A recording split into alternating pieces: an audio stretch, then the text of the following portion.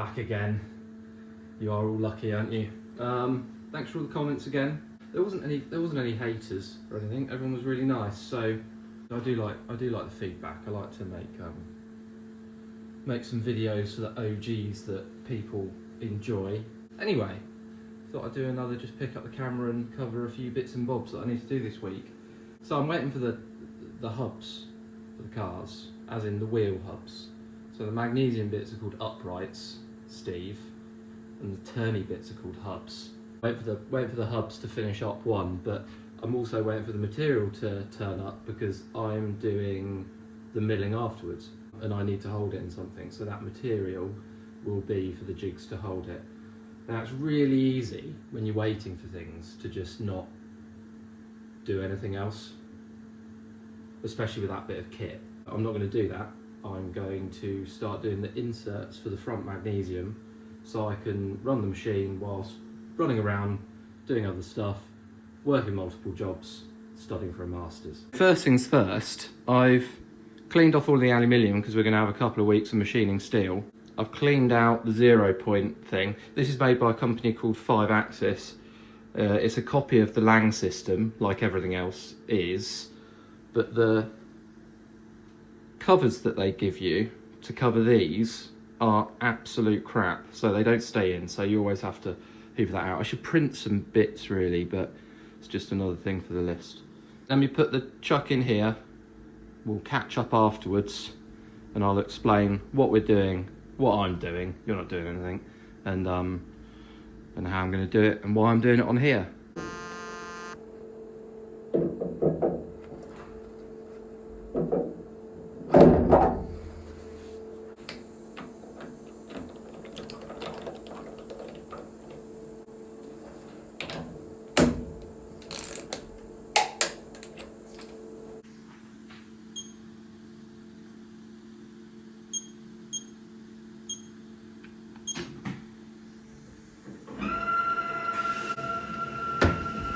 Here we go, this is what we're up to. This is the front magnesium upright from a Group A car. Okay, before we go too much further, why don't you just press like, subscribe if you haven't already, and why don't we try and grow this channel a little bit? Okay, here we go. This is what we're up to. This is the front magnesium upright from a Group A car. The advantage of this over the road car is it's magnesium, so 30% lighter than aluminium. The main reason is if you run slicks on standard R32, 3, 4 wheel bearings, they get very hot and you get about 10 hours out of them before they explode. So this doesn't have a single unit wheel bearing like that. It's got 2 big end-to-end tapered bearings with a titanium preload spacer in the centre, and we've had Group A cars that have never gone through a set of wheel bearings since they've been imported from Japan. However, there's disadvantage with mag, right? It age hardens, so you find if you've got a Group A car, unlikely, but if you have, and you inspect your magnesium, I'm 95% sure that you'll have cracks in most pieces. And then the other issue is you shouldn't cycle threads in cast mag. And what I mean by that is you shouldn't, if you were to put a bolt in and out of here 20 times, the integrity of that thread would be gone pretty much. So what I'm doing at the moment is making inserts, and I've done them for the rears. The rears have all, I've only got mine left here, the rest have all been shipped off and they're gone, but that's what I mean. So it's a double threaded unit, both very fine thread steel. I make them on the mill. I CNC them and then put them in with some thread locker to be safe. It just means that you've got a really good base to cycle threads in and out lots and lots of times. So that's the front upright. It sits like that, swivels around. You have your steering arm on the bottom that bolts up like that, and you have your brake caliper which sits like that. So it's a nice little unit. Now the priority at the moment over the next couple of weeks is to get the hubs done, but in lieu of having material, I just want to make a start on this. So I think all I'm going to do is try and get the cycles running for the caliper mounts, see how many we do, and then see when the material turns up for the hubs.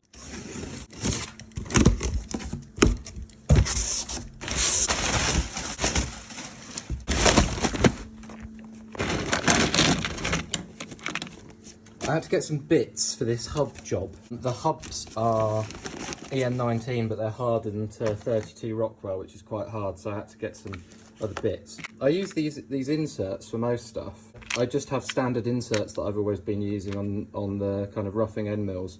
And I noticed last time I was doing the threaded inserts for these, the corners dulled down relatively quickly.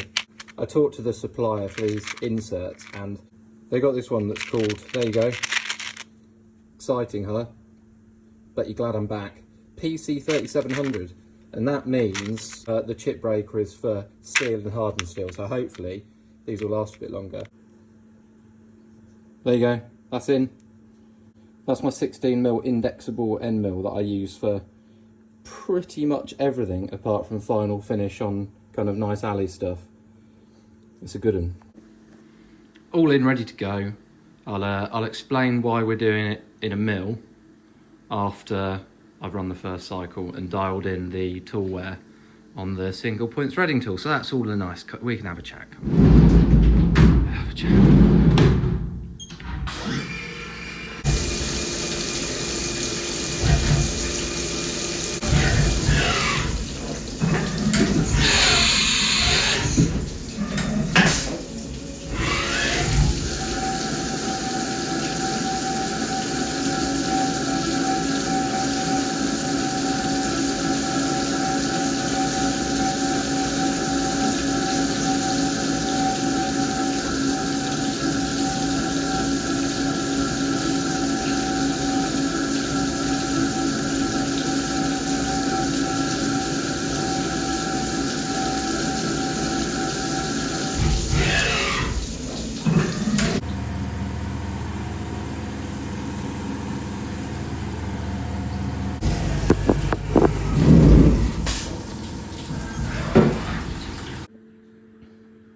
Here's the first two off. How many uprights have I got to do? 6 uprights. Actually, no. 8 uprights. So the first one, it's all good, definitely good enough for mine. Tiny bit loose, so changed the cutter compensation and did that. Now, why am I using a mill to make these? Because I know I've got that small CNC lathe at home, but it's not, it can't thread cut on it because it hasn't got an encoder. Plus, it's just not up to doing this kind of big boy stuff. So, the mill can do all of it. It takes slightly longer, but I've got a skyline in the way of where I want a CNC lathe. So, for the time being, it's good, and it's certainly better than getting other people to do it, because I'd have to wait, they'd be crap, and they'd be more expensive anyway, even if I got someone else to turn them. So, it drills the hole, it sends a machine tap down it. Now that M12 machine tap there has probably done about 100 of these so far, and it's still going for it, and it's still within spec. It's amazing on the inside. And then on the outside, I use this little puppy. It's a little single point threading tool, so it basically spirals all the way down it. Now, the thing that you learn quickly when you start using machines like this and move away from taps and dies is a thread isn't a thread. An M12 isn't always going to be 12mm. It's going to be slightly different. So all of these are tuned in to the thread that is M16 by 1.25 that's been put in the casting. So they're absolutely perfect, and you do that by changing the wear compensation. So every tool is listed in here. All the tools are listed, see? But my threading tool, I run a wear clause in the G code, and then I can change the offset to account for A, any tool wear, and B, just the size of the thread. So you run one off and you kind of wind up the wear over a few different cycles until it goes on, and then you just monitor it and keep an eye on it. As long as your feeds and speeds aren't stupid, it tends not to wear out. But if you get a little bit enthusiastic, the tips on those tools kind of come off pretty quickly.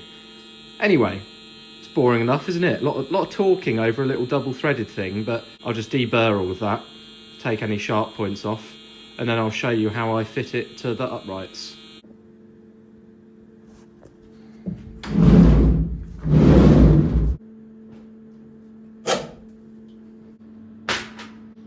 Well, we're actually done, because I trial fitted that. So we've got 1, 2, 3, 4 sets. That's right, isn't it? Mine, someone else's, someone else's. So that was about 2 days of running for that, because they take quite a while to thread and get the quality and chase it out. Dropped a tiny bit on tool wear. Can't remember how much, you don't care anyway, so all good. Definitely worth doing because these have just turned up. So I could drop straight from that onto this. I'll just show you how one of these goes in whilst everything's out, and then I can have a bit of a, get them all in these, pack them back away again, and then move on to this task. I go over every single one and hand finish them, take any burrs off, and run it over the Scotch wheel. And then I've got an assortment of different kind of insert tools that I use for front and back. Some of them are for pulling alley sleeves through, and the other ones are that's for a castellated insert that goes in for the kingpin on the rear. And these are the M10 and M12 by 1.25 inserts. So I milled these hex lockouts that have just got a shoulder on, so it's happy.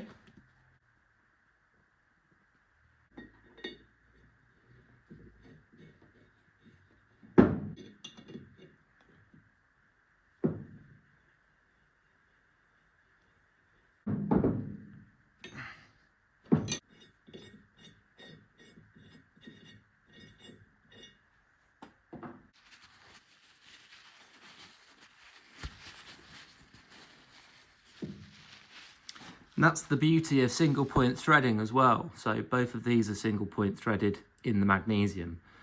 And if you look in the bottom, it's a completely flat bottom in that hole.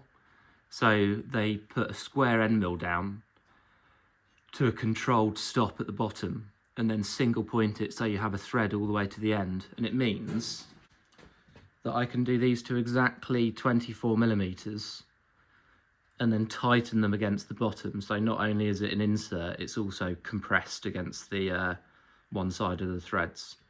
So super strong, super good method. And it's done on every thread on all the mag, front and back, both sides. Nice, huh? Quite proud of that. You hub carrier jobby things. We need to think of a way to hold it in here. And the best way to do it is to put 4 of the studs in the material. So I'm going to face off, bore a hole, drill 4 holes, bore them, and then I'm going to have to manually thread it because I haven't got a machine tap that fits that, and I can't be bothered to code in a single point just for 8 threads. And there you go. Don't know what else you want to know, really. The tricky thing is, of course, how do we hold it to machine it to be able to put it in there? Well, we use these little Mighty Bite things that have got kind of a hex and then an eccentric bolt. You drop your piece in, you tighten them up, and it holds it enough to do some, you know, gentle operations. You wouldn't want to go too crazy with it. Simple as that.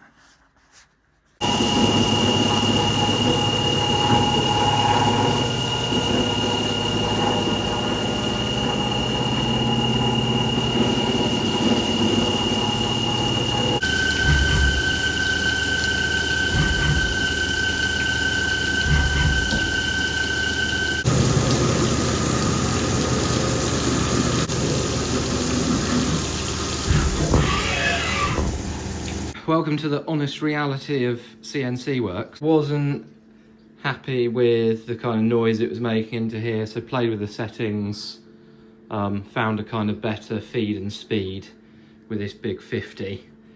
So corrected the G code for that.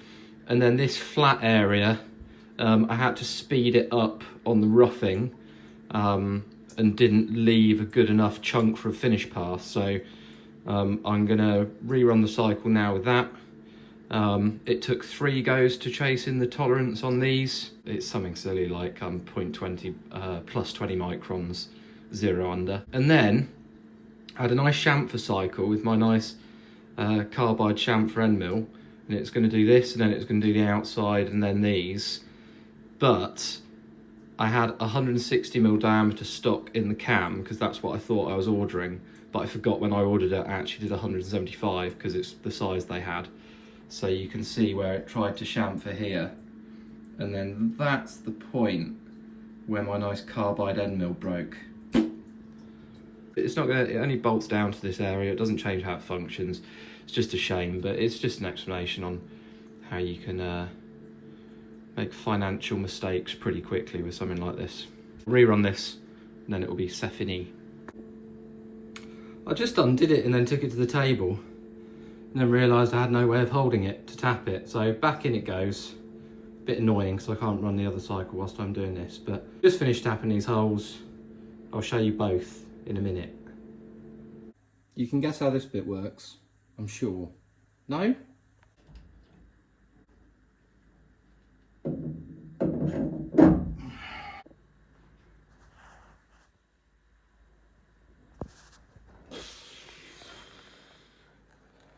That seems like a good time to end it, right? Still haven't got the hubs. I'll chase it up, hopefully I can get one next week. Thanks again, people that seem to be watching this. Maybe see you next time.